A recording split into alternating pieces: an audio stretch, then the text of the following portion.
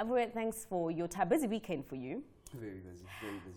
But I was reading reports, and President Zuma booed a whopping 5 times by the people there. But what was the mood on the ground as the ANC celebrated a monumental milestone?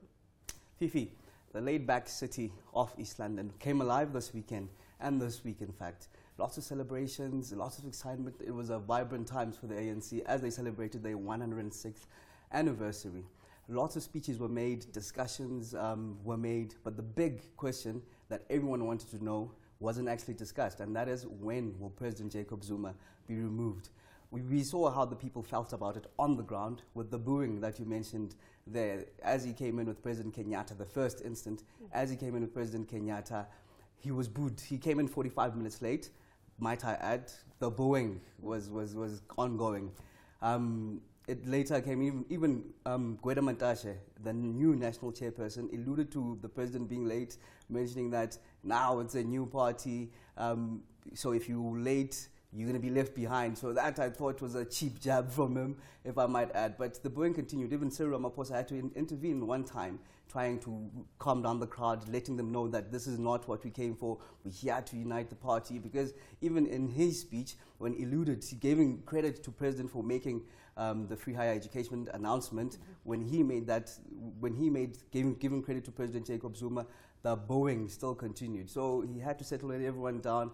So the booing was ongoing. It shows you just how people feel on the ground. They're disgruntled. They want to know when the president will be removed. And that's something that we're going to know, I guess, in the upcoming ANC meeting and what goes on there. But obviously, the whole point of the celebration was, yes, to celebrate the party, but to hear what the ANC had committed to achieving in the next year. So talk to us a little bit about Ramaphosa's January 8th statement. People came far and wide from all over South Africa, excited to hear what the ANC is bringing. Because if you've seen the last 10 years, corruption has been riddling the party. A lot has been riddling the party. The state capture even is hanging over this very moment. So people came far and wide to hear the prospects. Even people close by there, they wanted to hear what the new ANC is going to bring. And Ramaphosa alluded to a lot of things, corruption even in the private sector, saying that they call it fancy names, collusion, they give it big names, but that's something accounting irregularities. You know, that's something that they'll unearth now. They're going to deal with those issues, even within municipalities, going from government as a whole, digging from each sectors of government. They're going to dig deep.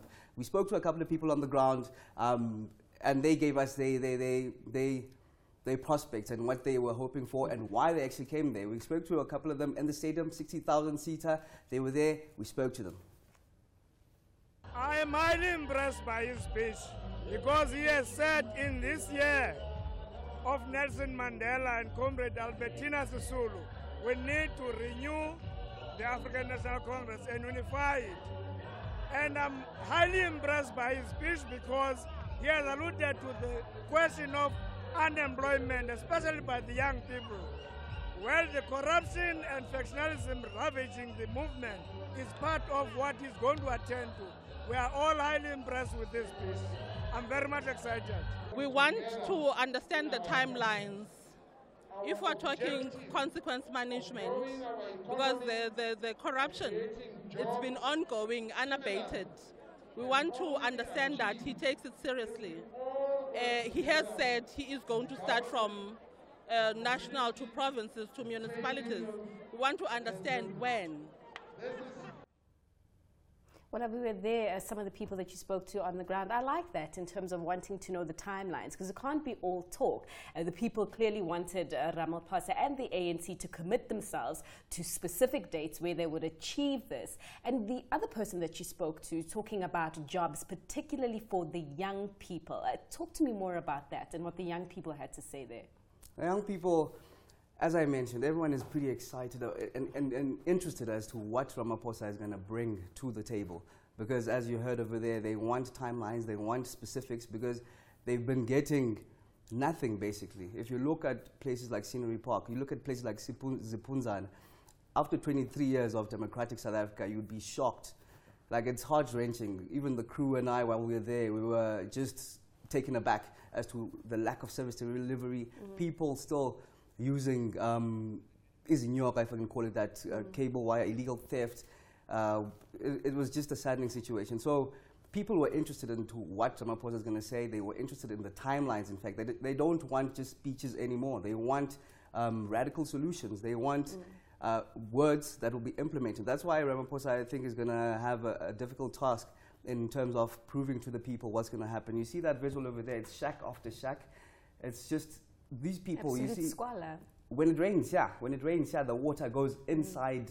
It goes inside the houses. People say, in the last week, one of these ladies said that they had 3 snakes inside a house. Like, it's heart-wrenching. It's heart-wrenching. And one of the ladies was actually walking from the stadium, hopeful that you'll get a chance to hear Ramaphosa. But sadly, the bus left her, and she had to walk back all the way, like 15 k's, a good 15 k's, to get back. Yeah, imagine just that. It's heart-wrenching. So I think, the people are hopeful as to what Ramaphosa is going to bring, but they want change. They want service delivery. They want just the basics that we're privileged to and we take for granted. No, for sure. And Aviwe, I'm sure as a young person, you yourself can relate, having grown up in the Eastern Cape and then having left the Eastern Cape to come here in Joburg or a bigger city to seek a better life. And the thing that gets you there in terms of getting a better job is education. You did mention the fact that when President Cyril Ramaphosa of the ANC spoke about higher education and commending President Zuma for making the announcement, he was booed. But what else there on the higher education front can you tell us? The one sad thing that I realized from his speech and the education aspect, because everyone was clueless as to what's going on. Has it been implemented already, or is it still going to be implemented? The one thing that I realized there, it hasn't been implemented yet, because the president kept on alluding as to when we get funding, when we have resourced out the funding, got it from different people, and he kept on alluding to, we will implement this. Like, he gave clear direction that this thing has not been implemented yet. We're still having talks around how it's going to happen or how it's going to be implemented, but people were still happy about it. There's a young kid that we spoke to over there. He's happy. He's from his education in Cape Town, so he's part of the ANC, so he's happy that the prospect. But I don't think the people understand on the ground that this thing of the free higher education, it's not been implemented yet. You'll hear the kids speak now on education. I'm 22 years old, I'm a university student, so naturally I was interested to hear what the ANC's plans are, specifically in light of the state president's announcement on free education. I served on the SRC at Stellenbosch, it's an issue very close to my heart. I'm very glad that we got more clarity with regards to the phased introduction of higher education, but also particularly for creation of employment as I seek to enter the job market and also eventually become my own, an employer in my own right. So a focus on the agricultural and manufacturing sector was very crucial for me. And also just to celebrate the ANC's birthday. I am a member after all, and it's a liberation party. Well, a young person there who's got very big dreams of not only going to school but becoming an employer himself, an entrepreneur. I mean, Aviwe, the party's over. Where to from now? Where to from now? We're looking at a possible ANC meeting that will dive into the question of the president, the country's president, President Jacob Zuma, being removed from his presidency. That meeting, we're expecting it to happen this week.